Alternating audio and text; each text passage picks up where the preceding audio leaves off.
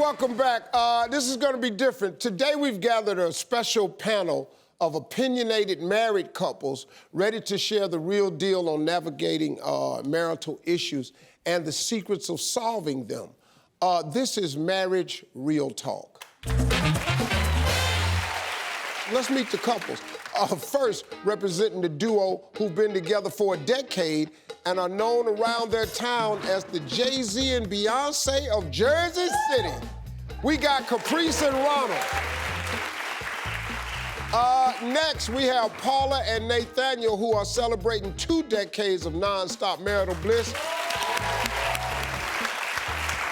And next we have Bonita and Don, and although she says she's turned him down 3 times, they've been married 32 years. And finally, give it up for Karen and Larry, who've been together 49 years. Let's get to our first topic. Let me start with the pros. Let's start over here. How do you fight fair? First of all, you pick your battles. We know where each other's buttons are. We know how to push them. We know how to back off and just go into the other room and let it lie. We wouldn't have made it to 50 years if we didn't discuss the things that bother us. And we don't keep them a secret. We talk all the time. And I know where I can go. I'm well-trained after 50 years. I know where I can't go. Yeah. And right. she knows the same, so it just works. It just works for us. My motto is I can either be right or I can be happy. I just take the happy road. Yeah, that's exactly and it works. right. It works. Yeah, I'm good with that. It works. It works for us. You know what we did early on in our marriage? We were married for about a year, and we had a pretty big blow-up. Well, we decided that we would set rules. Rule number 1, and we still live by it today, we do not allow the volume to go past 5. Wow. So we don't go up to 6 or 7, it stays right at 5. Yeah. All right, and then we also decided that we would never call each other out of their names. Yeah. So she won't talk about the size of my head, and you know, and I won't call it this, that, or the other. And then we also decided rule number 3 was that whenever we have a conflict, that we would never involve each other's family. So I won't say anything about her mom. She won't say anything about my family. And after 30 years, we're still living by those rules of conflict. Because for us, you know, it's not about winning.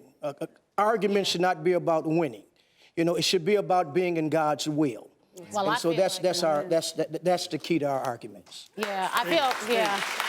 The biggest thing with us is that whenever we have an argument, I never bring up something that happened from the previous argument because obviously I forget.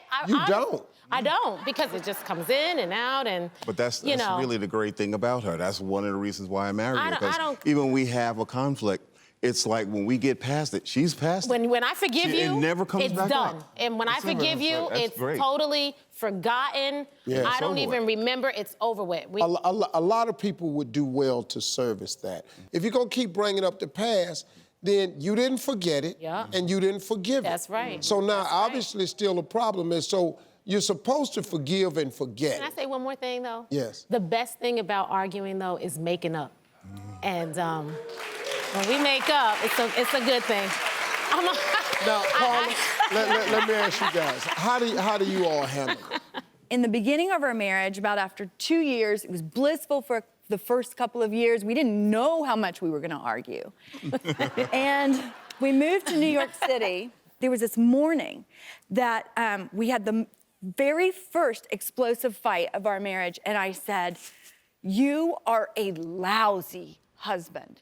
And he looked at me, and his face just like totally went blank, and and when normally we would walk to work together, he left and slammed the door. It's like we were in this walk up, and it just slammed the whole building when he slammed the door and left. So I left about 10 minutes later. But right about that time, everybody started running across the street and screaming.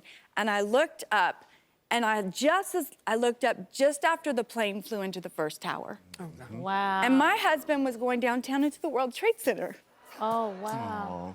Yeah. And so I lived with that for about 4 or 5 hours. Is that gonna be the last thing that I said to him? Wow. Yeah. And after that, we've had some ugly fights because they happen. Yeah. Right?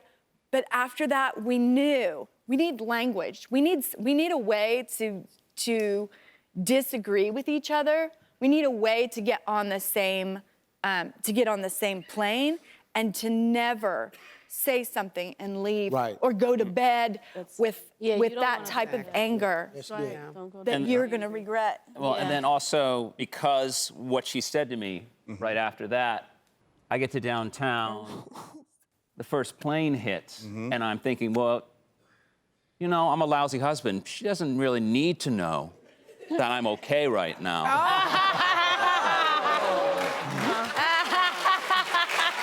Don't do that. Yeah. Don't do that. Call her right away. Yeah, call her right away. That's right. You know, man, what I've gathered from this question right here is really, I'm the one at the argument where my voice go up first. I'm the first, and Marjorie will go, wait, excuse me. Why you raising your voice at me? And then I got to Harold and punk down. I got to Harold because if I keep this tone at this level up here, her comebacks be, you know. Because she just give me the silent treatment. I can't stand that. She walk around the house for 4 hours and I be in. That's the worst. The silent treatment is the worst. That's the worst. Ain't it, fellas? It's the worst. Man, when your wife ain't speaking to you, hey, man, dog, you be sitting up, man, and I always ease on in there, baby. Okay, let me tell you what I was trying to say. It's hard to get words back.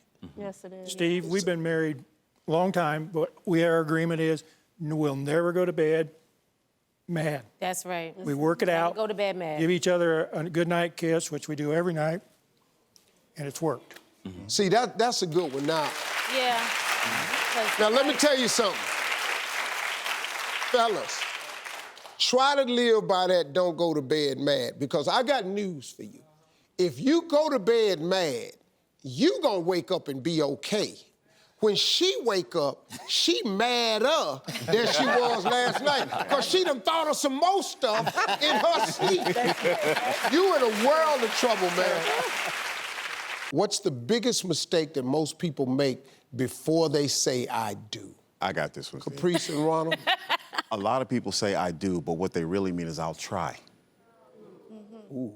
See, I do means I'm doing. I'm going to do. And there's no excuse, no back door. And that's what we talked about before. I said, we're not ever going to say divorce. We're never saying split up. We're never saying, separation. I don't get that. When you say you do to me, you're going to do it. And whatever you say I do too is what you do too. So you got to make sure you say I do to something that, you can live with. Thinking that you can change somebody, thinking that you can change them, they'll change, things will get better. You can't go in with an agenda. Oh, no. Right? Go ahead. And, I think one of the big mistakes that a lot of people make is before they get married, they don't get a full disclosure. I think before you get married, you ought to put everything on the table. No secrets. Let them know your credit report. Let them know everything, who you slept with, if it's somebody close to them. Yeah. Let them know. I mean, no secrets, because that can ruin the marriage. Now, we've been married for 30 years, and I've seen people, they never get to this point here because something pop up in year number 10 that a person did not know, and if they had known before, they would not have never said I do. They would have said I don't. And so it's best to let everything out before you say I do. And if they can marry you with all of your garbage, then it's going to be okay. Right. I can see that. But Steve, I've been married almost 49 years, and we still are finding common ground, if we can find it. And we very seldom ever argue about anything. But I know she's trained me well, or what, but we just don't have any conflicts. Our biggest argument is over the dishwasher. This man has always helped me so much in the house, and he helps me unload the dishwasher if he's handy. and then he'll load the dishwasher, and it's like he's never seen the dishwasher before.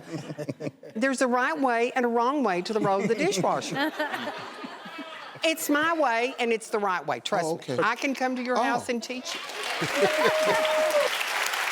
Paula and Nathaniel, what is the biggest mistake you think people make before they get married?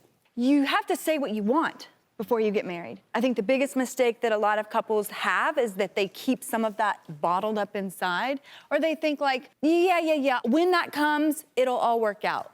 It'll all work out when we have kids. It'll all work out when, you know, like our finances are going to come together, and that's just all going to work out. Yeah. I think also just like acknowledging your own individual fears as far as like, okay, what if this doesn't happen? How are we going to pivot? How are we going to move forward and go past this? And I think you have to be, you know, aware of like the hopes and the dreams, but also in your spouse, like what they're dealing with. And I think that's comes from really digging in and being honest, like we've talked about, like up front, like saying like, you know, this is what I'm dealing with as far as, you know, finances or career hopes. That's when I hear them saying that, because now you get it, because I was counseling this young kid that works for me, and he's in a relationship, a horrible relationship.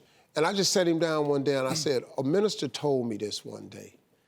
He said, listen to me, when you get married, the only thing that changes the day after you get married is the appearance of your left hand third finger. People keep thinking if they get married, this solves the problem. If y'all been arguing the whole time, when you get married, you finna be arguing the whole time. Nothing changes after you get married. So if you don't solve this problem, if you don't get it out in the open, if you don't discuss it, man, you're in a world of trouble. Man. Then you have to understand, too, that when you're dating someone, you're really dating, we often talk about, you're dating their representative. You're dating, you know, the perfect person. They're going to give you all of the good stuff. But when you find we call them red flags, when you see the red flags, don't let them add up. And it's not going to change. You can't raise a person. We often counsel couples and we tell them, you know what, when you date a person, we tell the singles, when you date someone, you're just dating their representative. You're not if the representative is a bad person, Come on. Oh my God, when you get married, you know who you finna be married to? Hey man, do you know what it's like to marry the wrong person? There's a scripture that says it's better to live on the corner of the rooftop than in the house with a quarrelsome woman. Dog, you'd rather be outside just catching hell on the roof in the corner than be in there. And that's why I feel like being friends up front, having that person see your authentic self without any obligations or strings attached is the best way. You know, they should know how you look without makeup on or whatever. I remember him when we were friends. After 7 months. Yeah, I remember. A lot of times we put so much emphasis on attraction. Yes. And the truth of the matter is everybody that you are attracted to, you're not compatible with. Yep. And so, you know, you might be attracted to the way they look, but that don't mean you can live with them. Man, I'm telling you, man, everybody you attracted to, you ain't compatible with. Yes. That's true. Cause it look good to you don't mean it's gonna be good to you. God, dog. That's it, man. How many times I done that? Oh, Lord, she fine. I can't stand her. I'm telling you, man, I'd rather have a person with some flaws, with a beautiful inside, than to have somebody with flawless and just messed up. You can't stay with that. I enjoyed this conversation. This was a great conversation. Thank you for having us. I learned a lot from all of you. I think a lot of audience members did. I want to thank all of our couples for being so open and honest today. We'll be right back, everybody. Hey, you made it to the end of this video. I got a lot more that you're going to enjoy, so just click to watch the next one. And make sure you subscribe to always know what's happening.